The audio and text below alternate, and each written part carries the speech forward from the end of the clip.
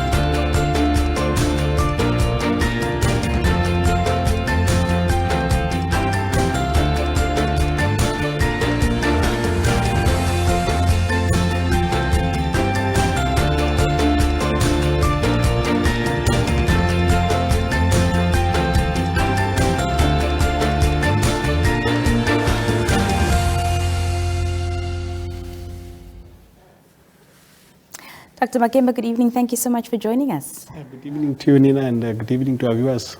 Doctor, let's talk about the main types of viral hepatitis that there is and how they differ in terms of transmission, symptoms, and possible complications. Yeah, when you're looking at hepatitis, there are quite about 5 subtypes or so.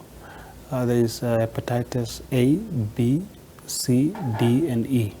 And they commonly all cause, the hepatitis infection, which is an inflammation of the liver. Hepatitis B, which is probably by far the commonest, is sexually transmitted, primarily.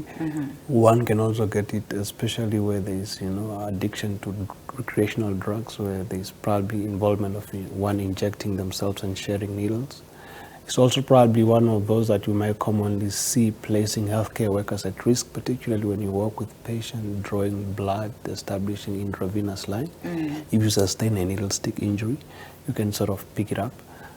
C and E is also probably one of those commonest. Also one can see those with consumption of contaminated water, for instance, when it's not properly treated. Poor hand hygiene. You see it quite commonly in area of low socioeconomic setting where there's not proper, ablation facilities, where perhaps people, go and, defecate in an open space. And then what tends to happen when the rain comes, it sort of washes the feces into the, water, and if they consume that, contaminated water, they can actually, end up getting the infection. We also tend to see hepatitis B, particularly in younger ones, especially if they are born to a mommy that is having a hepatitis infection. And if care is not taken, that little one is vaccinated on time, especially after they are delivered, that can then place a little one at risk of picking it up as well. The individuals that are infected with hepatitis, they tend to commonly all present with a sort of a similar kind of presentation, where they have the sort of classical infection type of presentation with fever, fatigue, nausea, loss of appetite, at times vomiting, joint pains as well. And the telltale signs that might be a pinpoint to hepatitis, is things like abdominal pain, dark urine, pale colored stool, and jaundice. Jaundice is, that yellow discoloration in the white background in your eye. We also see it commonly when you look at the base of the fingernails when somebody is jaundiced. This is the sort of, kind of presentation that these people tend to present with as well. And, when one pick up hepatitis, really, you run the risk of either getting a liver cirrhosis, a fibrosis. You might end up with a portal hypertension, hepatic encephalopathy, hepatocellular carcinoma, which is cancer of the liver, also has been implicated, particularly in individuals with chronic hepatitis B. And then individual might also develop a liver failure, but to mention a few. And there's also an element of hepatitis that is not necessarily, in the subtype of the viral infection, where you might have autoimmune, toxin, drug exposure and stuff of that nature. Yeah. I want to talk about hepatitis C and B, which are the most common types of hepatitis that you mentioned. What are the current treatment options for each? Yeah, as we're talking currently, the statistics, to just highlight something, it's about 354 million people globally are living with chronic hepatitis B and C at the moment.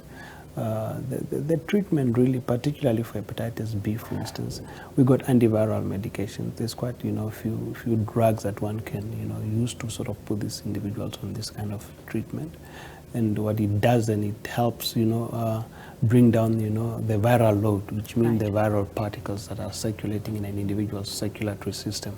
When they go on treatment, they come down, such that if they were to, for instance, engage in sexual activity with their partners and they are virally suppressed, it reduces the risk of, transmitting the infection, to their partner. Hepatitis C, by far, it can also be self-limiting. In other words, one might pick up hepatitis C, but then, the body can buffer it and fight it off. And then you sort of, get into a space where you are cleared of the infection, even hepatitis B at times. Supportive treatment, particularly with the little ones, when they come in, with acute inflammation and infection, probably admitting them, making sure that, you are hydrating them very well, putting them on intravenous fluid, giving them antipyretic and analgesic medication to bring the fever and the pain down, making sure that they are eating a well-balanced diet, and also using this so-called antiviral medication that we have, that has been proven to be actually good in helping managing these kind of problems here. How effective are the hepatitis A and B vaccines, doctor, and who should be vaccinated? You mentioned, of course, babies that are born to mothers who possibly have hepatitis, to get them vaccinated as soon as possible. Who else should get this vaccination? The vaccination has actually demonstrated to be very effective in a sense that, when individuals are vaccinated, they are actually able to, live a hepatitis, B or C infection free.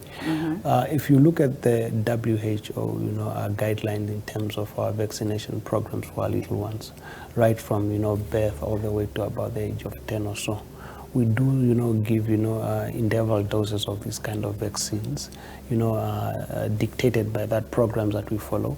And also with hepatitis B, anybody really can take it, and we also encourage, adults of, that are able to, actively engage in sexual activity, especially if they are hepatitis B negative, to consider getting vaccinated. How the program works is that you get the first shot, and then that's followed up by a second shot a month after the first one. And then we can repeat the exercise 6 months later. And then once you have those 3 shots, then on a yearly basis, we just get a booster shot. So it's actually relatively, an easy program to follow. And we highly recommend that individuals should first and foremost get tested to make sure that they are free of the hepatitis B, and then when they discover that they don't have the hepatitis B, then they can be vaccinated. In that way, we then keep them free from contracting the virus, especially if they find themselves in a relationship where perhaps their partner are infected with hepatitis B. Doctor, thank you so much for being here this evening and educating us as usual. It was lovely having you. Thank you. It's always a pleasure being here. Thank you for having me. That was Dr. Nelson Makemba speaking to us there. We'll be right back after this break.